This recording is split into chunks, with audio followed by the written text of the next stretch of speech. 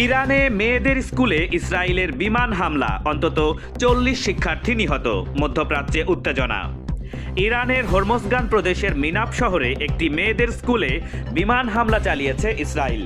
এই হামলায় অন্তত 40 জন শিক্ষার্থী নিহত হয়েছে বলে জানিয়েছে ইরানি বার্তা সংস্থা ফার্স নিউজ।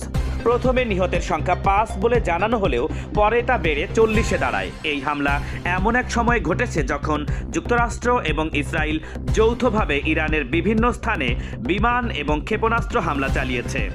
এই হামলার জবাবে ইরান মধ্যপ্রাচ্যের অন্তত 6টি দেশে ক্ষেপণাস্ত্র ছুড়েছে, যার মধ্যে আমেরিকার ঘাঁটি এবং বিমানবন্দরগুলো রয়েছে। খবর অনুযায়ী আবুধাবি এবং বাহরাইনের মতো অঞ্চলেও ক্ষেপণাস্ত্র আঘাতের কারণে একজন নিহত হয়েছেন। এতে করে পূর্বের সংঘাত আরও তীব্রভাবে বৃদ্ধি পেয়েছে।